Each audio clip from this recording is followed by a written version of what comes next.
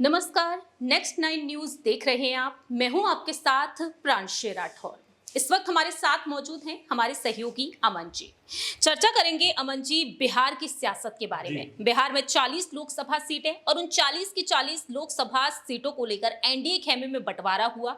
लेकिन अब इंडिया गठबंधन में जिस तरह से रार बढ़ रही है, इस बीच यहां पर देखा जाए तेजस्वी यादव एक बेहद बड़ा अहम फैसला जल्द से जल्द सुनाते हुए नजर आ सकते हैं। और ऐसे में यहां पर नजरें एक बार फिर से आकर टिक चुकी हैं वीआईपी के राष्ट्रीय अध्यक्ष मुकेश सहनी पर। मुकेश सहनी एनडीए खेमे से पूरी तरीके से दरकिनार नजर आए और अब तक वह चुप्पी साधे हुए हैं। जो मुकेश सहनी साफ तौर पर कहते हुए नजर आए सीटों के बंटवारे से पहले कि 48 घंटों में फैसला हो जाएगा, 24 घंटे के बाद फैसला सुना दूंगा, 2 दिनों बाद फैसला हो जाएगा, लेकिन आज अचानक से वह चुप हैं।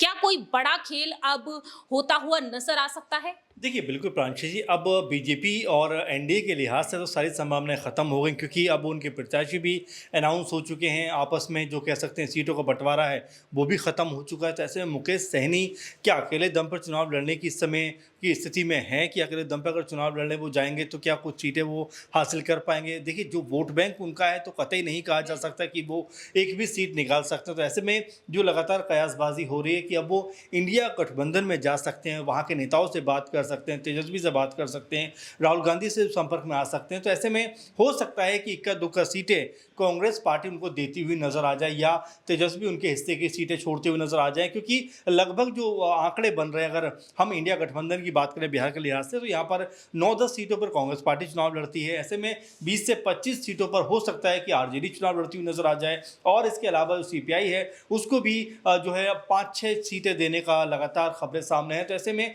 अगर आरजेडी जो है मुकेश सहनी को इक्का दुक्का सीटें देती है तो इस तरफ हो सकता है वो आते हुए नजर आ जाए। वहीं पशुपति पारस को लेकर भी अभी स्थिति स्पष्ट नहीं। अगर वो भी इस खेमे में आते हैं तो इक्का दुक्का सीटें उनको भी देते हुए एक तरीके से आरजेडी और कांग्रेस पार्टी नजर आ सकते हैं। तो ऐसे में अंतिम मौके तक मुझे लगता है कि जो कयास हैं उसके लगने का सिलसिला थमेगा नहीं, क्योंकि अभी भी जो खबरें हैं उसके मुताबिक कि सहमति तो बनी है कांग्रेस और आरजेडी के बीच में, लेकिन क्या उनकी जो सहमति है इसमें जो है मुकेश सहनी की पार्टी भी शामिल है, क्या इसमें क्या पशुपति पारस भी कहीं जो है सीन में शामिल है, क्या ये अपने आप में देखने वाली बात होने वाली है। क्योंकि बिहार की राजनीति और ऐसे में कांग्रेस पार्टी भी ज़रूर चाहेगी, आरजेडी भी ज़रूर चाहेगी भाई जितने लोग उनके साथ शामिल हों, इससे उनका जो गठबंधन है ये मजबूत होगा और साथ में बीजेपी को एक चुनौती देता हुआ नजर आ सकता है। इसीलिए अभी भी कहा जा रहा है कि जो मुकेश सहनी है अभी भी उनके लिए कोई बड़ा कह सकते हैं कि दाव या बड़ा कोई जो ऐलान है, फैसला है, वो जो इंडिया गठबंधन है वो करते हुए नजर आ सकते हैं। साथ में पशुपति पारस को लेकर भी लगातार खबर आ रही है,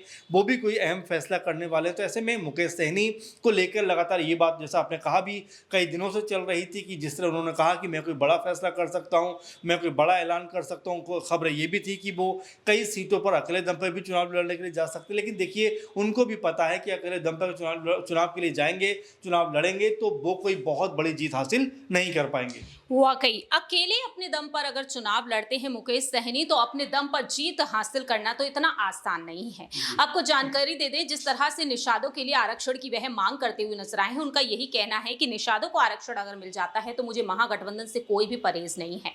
और अब ये कहा जा रहा है कि लगभग 3 सीटों की मांग है, जिनमें नाम शामिल है खगड़िया सीट का भी, जो खगड़िया सीट चिराग पासवान के पास है। और ऐसे में मुकेश सहनी को यह सीट गठबंधन की तरफ से मिलती है तो चिराग पासवान को एनडीए खेमे को सीधे तौर पर वह चुनौती देंगे। और इसके अलावा देखा जाए तो यहाँ पर मुजफ्फरपुर सीट का नाम सामने आ रहा है, और ऐसे में देखा जाए तो यहाँ पर कुछ अन्य सीटों का नाम भी निकलकर सामने आ रहा है। तो कहीं ना कहीं मुकेश सहनी एक बड़ी चुनौती बनते हुए नजर आ सकते हैं। अब आने वाले दिनों में देखना होगा कि आखिरकार मुकेश सहनी का अगला अहम फैसला क्या कुछ होता है। क्या तेजस्वी यादव वाकई में उन्हें अपने साथ लाते हुए नजर आएंगे या नहीं, क्योंकि दावे ये भी किए जा रहे हैं कि संपर्क में तेजस्वी यादव के मुकेश सहनी इन दिनों बने हुए हैं।